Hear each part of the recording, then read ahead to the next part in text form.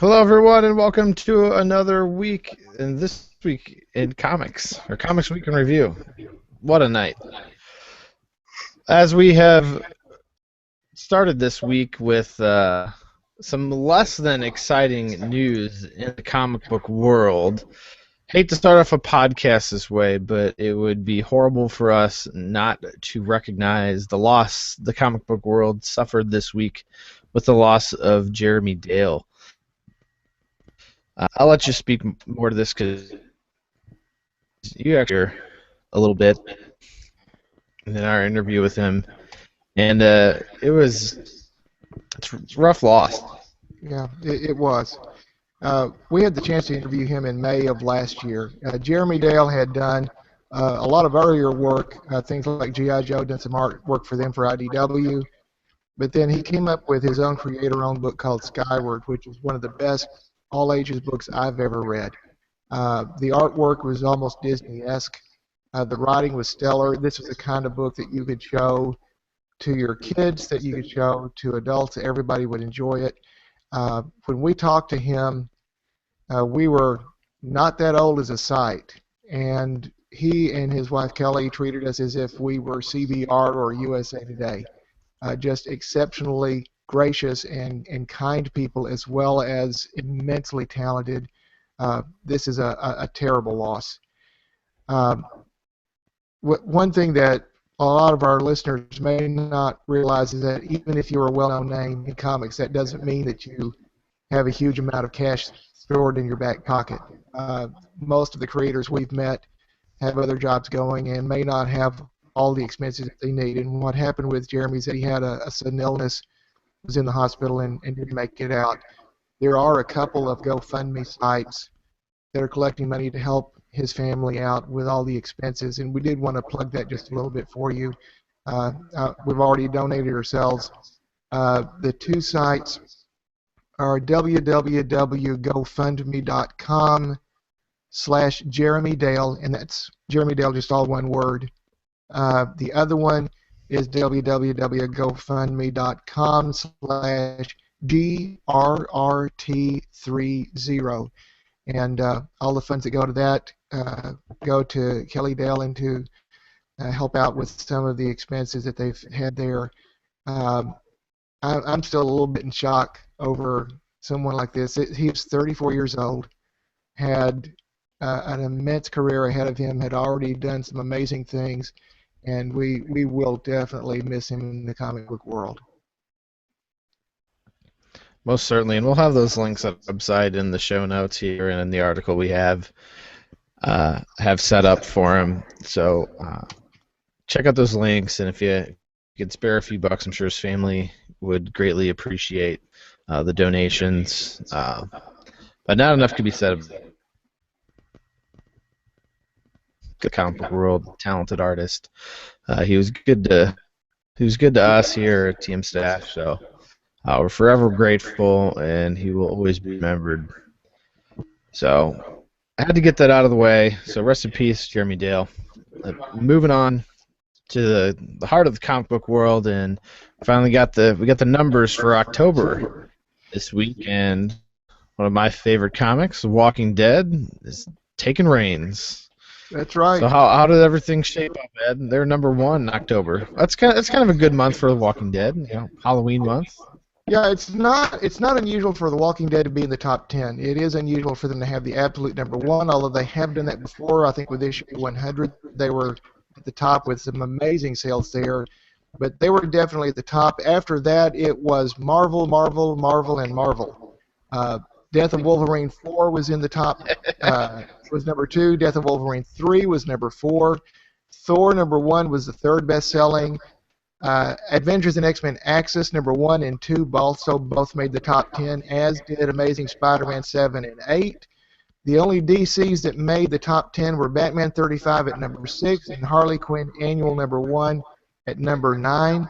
The top graphic novel was Ms. Marvel Volume 1, followed by Hawkeye Volume 3, and then followed by Batman Volume 4. Batman Volume 5 was also from Zero Year, but it was also in the top 10 for the books.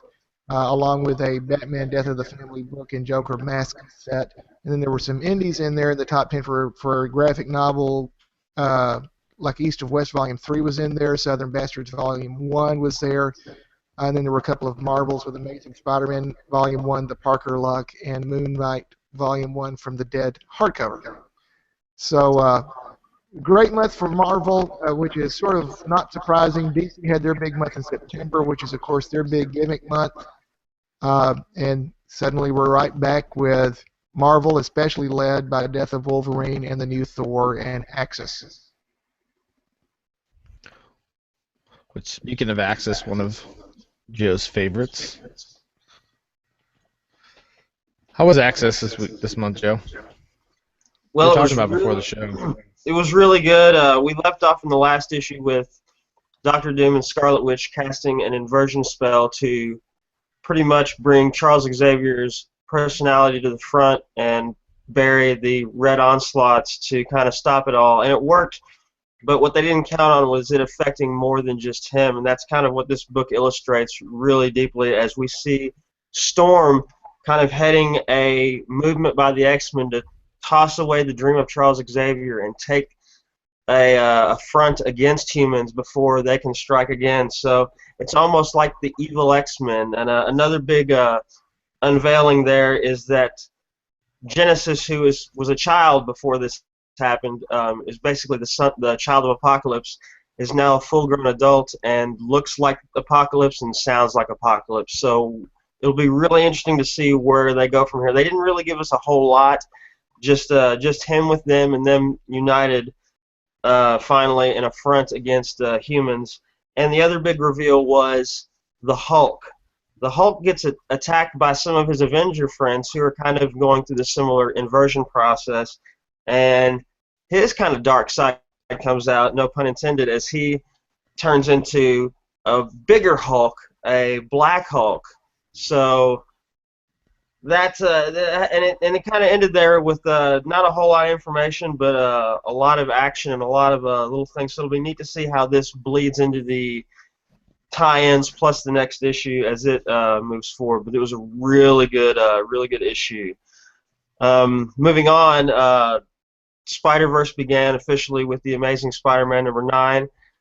Kind of basically just pulls Peter Parker into the story that's been building in the Edge of Spider-Verse. Introduces him to some of the other Spider-Men that have been gathered by the Superior Spider-Man, though they haven't met yet, but they are going to meet in a couple of issues, which should be a interesting conflict. But for me, the really outstanding thing between this and the team-up book was the Amazing Spider-Ham. And those who aren't familiar with him, he's an animated pig that wears a Spider-Man suit and has the Spider-Man powers, but he's animated, and apparently the characters view him as an animated character, and he's kind of done similar in fashion to the Rocket Raccoon, as far as when people see him, they have that reaction of, "Hey, is that a cartoon?" And he's like, "Well, yeah. What else am I supposed to be?" He kind of has that similar attitude. So they've got with him in there. It's kind of he's kind of their wild card, and it's been a really good story, and really can't wait to see how this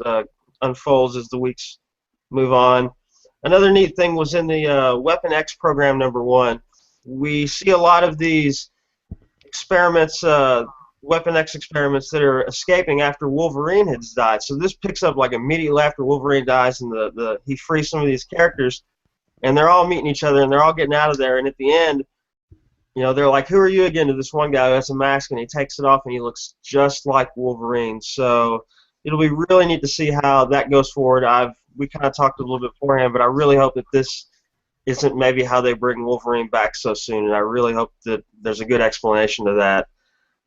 A couple other little things. There was an introduction to the big crossover next year, Black Vortex in the legendary Star-Lord, as we're introduced to the Knife's crew, who is almost like an anti-version of the Guardians of the Galaxy. They claim to be the best pirates in the galaxy, the best group in the galaxy, and Star-Lord begs to differ. He thinks they're better.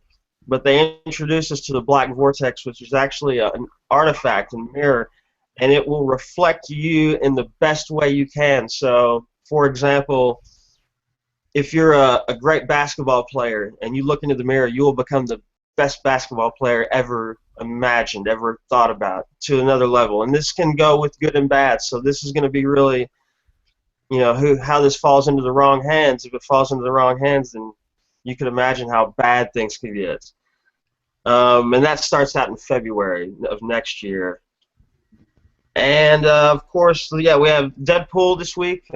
He seems to pop up everywhere, and the Deadpool Art of War continues as Loki kind of gets a little overzealous and stops taking Deadpool's advice because he thinks he's won. So it's really neat and kind of funny because now he's in shackles and has to figure a way out. So we'll see how he comes out of this, looking good or not. And lastly, Marvel finally ended their big teaser for next year with the Everything Ends, and they kind of showed the battlegrounds for all these universes that they're trying to bring together for the Secret Wars next year. So a lot of big stuff from Marvel this week, Steven. Lots of stuff. Holy cow. Awesome. There's lots of stuff going on in DC this week, too. Ed couldn't stop talking about Superman Unchained. Oh man, that was great. Superman Unchained, Scott Snyder and Jim Lee really showed how a good Superman miniseries should be handled. It's been carrying the battle with this character called Wraith, and you get to see what's been building up that even Wraith himself was not aware of. The final battle is here, and you get a lot of narration from Lex Luthor telling his analysis of what he thinks Superman is while all this is going on. It's a galactic kind of scope to this thing. There's tremendous action sequences here, a lot of emotion in it. It really delivers. If you haven't been collecting this one, go grab all 9 issues. People will be talking about this one for some time, and you'll be glad you had it. I can't imagine this won't be in a trade soon, but it is an outstanding, outstanding series. It's just ended now. Future's End. I had some interesting stuff here because we're tracking down the message that Red Arrow sent to Red Robin, who now is hiding out under an assumed name. And he figures out what this thing is. There's a coordinate that he's supposed to go to. He's not interested in going there because he's worried about his ex-girlfriend, Madison Payne, who we know now is in huge trouble from last issue. He does not know this yet. So he sends Lois Lane after him. So Lois Lane's making a literal leap of faith, jumping out of a plane at what appears to be nothing below, but knowing that there's actually something that's shielded and hidden there, and trusting what the issue is. Meanwhile, you got Green Arrow and his company playing their solo Cadmus Island, and we're getting teased for a huge battle between Batman Beyond of 35 years from now and the regular present Batman of 5 years from now. Had Gotham Academy #2. Obviously written for a teen audience. This is a very different tone than any other Bat book out there, but it's really cool. You've got a character named Olive Silverlock who can't remember what happened last summer, but she can follow the clues in the Diary of Billie Jane Cobblepot. That last name ought to get your attention.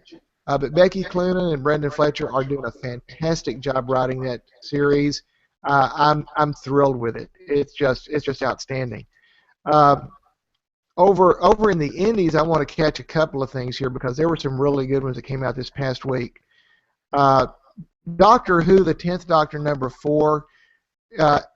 I was just blown away by this book. If you want it doesn't give a 50-year history of the Doctor, but if you want to give an idea to a friend who's not familiar with the Doctor of this is what his personality is like, this is what his motivations are like, this is the issue to hand them, because you get a fresh look at the Doctor through the eyes of this character, Gabby, who's taking what may be her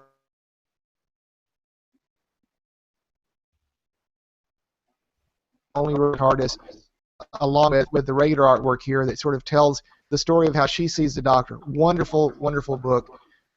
Imperial ended its 4-issue run, and which was just fantastic. Steven T. Siegel was writing this one, and it was a story of a superhero offering his powers to someone to take over for him, and this young guy, Marcus, got to decide, does he take on the powers of Imperial, or does he go through with the plans to marry the love of his life? And it's really a great book. Then Vampirella #6 ended there.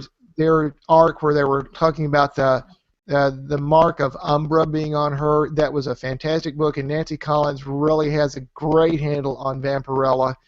And then I had some other super favorites out there. Suicide Risk, Solar Man of the Atom, and Turok Dinosaur Hunter were also fantastic books this past week. So it was a great week for the indies out there, and I'm leaving out a whole lot more that were just fantastic. I've got several reviews out there, the 10 spot, Press to the Nines, the Grade 8s, and I even had an extra article today called Indie Comics Wrap Up because there were just too many good indies out there this week. It was a great week for comics. Yeah, it's particularly good week after we had a slow week 2 weeks ago, and last week was all right. This week was the money week for the books, so it kind of sucks how we get them in bunches like that. It's like you end up having to go and spend $150 at the comic store. Well, it doesn't let up this week either. There's a bunch more coming out. When it comes time, I'll tell you about some of those. But it's going to be big, probably through the end of the year here. They figured out. What do we have coming up next week? I can give you DC stuff real quick. For DC, Justice League United #6 has the Legion of Superheroes continuing with that story. I can't wait to see that one. Batman 36 continues Endgame. The Joker is back, and it looks like he's twisted every friend of Batman to come after him, including Superman and Wonder Woman and you name it. Batgirl 36 has a new team. They're out with their second issue, Batman Eternal, Earth 2 World's End. Green Lantern Corps on Godhead. World's Finest 28, instead of having Power Girl and Huntress, it's going back in time to the young Clark Kent and Bruce Wayne of Earth 2 meeting that world's first Wonder Woman. In Earth 2, Wonder Woman was the first hero to come forward, so that's the reason all the heroes were called Wonders. Over the Indies, Dark Horse has Resurrection. Hold on, real quick. And I would be a fool if I'm on the podcast, but what do we think of Jared Leto in talks to play the Joker in Suicide Squad? He may be good. I've always doubted a Joker actor until they've come up and really shown what they can do because it's such a unique role. But yeah, I think he probably would be pretty good. What do you think, Joe? Well, I don't know. I'm not that as familiar with the Suicide Squad, but a lot of things I've read are people saying like, "What the hell does the Joker have to do with the Suicide Squad?" So, well, and unless he's going to be the antagonist for the Suicide Squad, I don't know. I've heard that he hasn't been on the team before, though. I could be wrong. He's not been on the team before. Harley Quinn's been on the team. And so there would certainly be that connection to the Joker. So if they've got him on there as sort of a side character or as the antagonist, that would be cool. I would be upset if they made him a member of the squad because really his kind of character has no business being on Suicide Squad. He would be someone they would fight against. And a lot, and kind of like you were just saying, I think a lot of people have been saying that the Suicide Squad is supposed to be about the not the A-list villains, but you know what I mean, a bunch of not so popular, but not as bad. But the fact that they come together and they're brought together to make them good is kind of part of what makes it good. And to throw an A-list villain in there kind of would mess that mojo up or whatnot, especially one that hasn't been part of it. But I think it could be good. I'm not a huge fan of Jared Leto, but kind of like you said, I was doubtful of what's his name, the last Joker, Heath Ledger. Ledger, yeah. And he turned out to be great. And he was great. So I kind of like to wait till the finished product, but kind of like you just said, I think he would be an antagonist if anything. Yeah. And keep in mind, it's only rumor here. These are just rumors popping out that he's been eyeing this role. I think it would be cool if they got Harley Quinn as a character though for the show. That would be really cool. Oh yeah. Especially since they already kind of teased her in Arrow. That would be kind of neat. Well, it's sort of funny. If you go to any con, I've always kidded, there's a legal requirement for a certain number of Harley Quinns and a certain number of Deadpools to be at every con. So, yeah, they need to have her as a character. Okay. I can see that. Let me run back to Indies real quick then. Resurrectionist #1 from Fred Van Lente's coming out. That one looks to be really good. It's a book where people realize that they not only can remember their past lives, but they can turn into their past lives. So that one ought to be pretty cool. IDW has Indestructible, which is, I love this series. If you haven't caught this, it's this just a schmuck like anyone else. He had a metal flask in his coat. Someone shot a bullet at him. The metal flask stopped it. Everybody thought that he had superpowers, and he decided to go along with it. And since then, he's just been stumbling along through life, somehow managing to survive without revealing that he's a complete and utter fraud.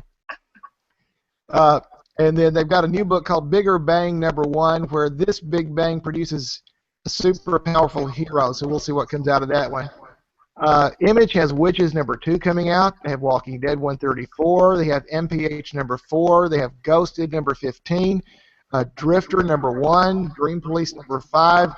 Outcast by Kirkman and Azaceta #5. A whole bunch more. Dynamite has the second issue of a series that I absolutely love, The Damnation of Charlie Wormwood. It's got a little hint of Breaking Bad in it. It's still its own story. I've been following it on thrillbent.com. This is the second print issue of it, and I got to tell you guys, it's an excellent story. Grab it. Red Sonja 13 is coming out. Boom's got Deep State #1 for all you conspiracy theorists out there. It's a book where all the conspiracy theories are true, and we're trying to follow the folks who are trying to cover all the stuff up where people don't realize what's going on, along with Evil Empire, Clockwork Angels, Hexed, and then Valiant's got Archer and Armstrong, the 1%, and Unity #12. So it's a big week for indies as well. Joe, what's Marvel got going? Yep. Well, to continue the trend of big weeks, we got a pretty big week ahead of us. Starting with, of course, the next issue of Axis in #5. The tie-ins for Axis this week will be Hobgoblin #2 and Nova #23. Also looks like we're going to see the Black Hulk in that issue, so that'll be pretty exciting. Spider-Verse #1 kicks off as the second book in that series. We got a few new #1s this week for Marvel.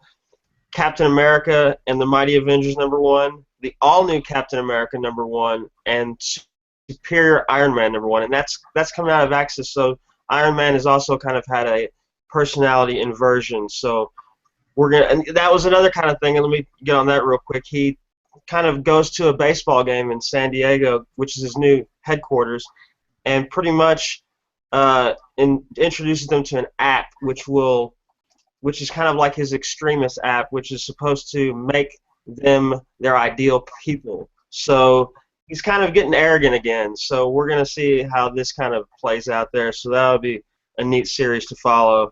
The Death of Wolverine continues with the Logan Legacy series #4, which is going to be a Lady Deathstrike story. Guardians 3000 #2, which is based on the original Guardians of the Galaxy series in the 90s. Hawkeye vs. Deadpool #2, Miles Morales, The Ultimate Spider-Man #7, Captain Marvel #9, Nightcrawler #8, Silver Surfer 7, and She-Hulk #10. Oh, one thing for folks who are going to be in North Carolina this weekend, we've got passes here that we're going to be at NC Comic Con again this year. If you see me, this ugly little mug here, walk up. We'll make sure we get your picture in on the site. We'll be taking pictures of cosplayers and trying to get a few interviews in. It's going to be a great con. They've got a lot of writers and artists there. Besides that, they've got one of the actors from Arrow there. They've got scheduled in TV's Frank and Dr. Forrester from along with a lot of folks from Valiant. I think even their CEO is going to be there. A lot of stuff going on. It's one of the better cons that I've seen. Several thousand folks showing up. So if you're in Durham, North Carolina, or in that area, check it out and look for me. I'll be glad to put you on the site. Awesome. And on a side note, to see Interstellar. My review's up on the website. Waiting for John to get the opportunity to see it. and we are going to do an Interstellar special edition, Interstellar edition here in the next few days. So be looking for that coming up. But with that being said, let's get to our picks and skips of the week, guys. What do we have for pick of the week? It should be tough. I can give you a pick of the week. Superman Unchained. That was absolutely outstanding. If I was going to pick one from the indies, it would probably be the Doctor Who 10th Doctor #4, but Superman Unchained #9 was absolutely the best one for me for the week. Joe, what was your pick? That's a tough one. I think my pick of the week, I'm going to continue with Axis. It's been a really great story. I don't have a lot to complain about. I like where they're going. So, and my skip of the week, this is going to be tough. I might have to go with the Death of Wolverine, the Life After Logan issue, because it was not bad, but it was just kind of a, I don't know, just kind of a hodgepodge of stories of people dealing with Wolverine's death. I feel like I've seen it, but it wasn't bad. If I had to have a skip, it would be that, I guess. Over in DC, if I had to do a skip of the week, and it's sort of surprising because I love the series Earth 2, but Earth 228 was basically a story that you don't have to read to keep up with the overarching story, which is World's End. Earth 228 was basically the backstories for the various Furies that they're fighting in World's End. And so these are characters that probably are not going to be hanging around when World's End is done. So it would, not that it was a bad story, but it's just not a necessary one to put extra money on if you're trying to conserve your comics budget. So that would probably be my pass of the week. Your week. Joe? Do what? You guys being here tonight? And if you're going to be, go check out Ed. He'll be there. Did you have something else, Joe? No. You cut out for a second. My bad. Yeah, connections are... But thanks so much. In North Carolina there for the con this weekend, but otherwise find out all the news coming out of Comic-Con next week here on tmstash.com. But thanks so much, and everyone keep reading Stash. Have a good night. Good night.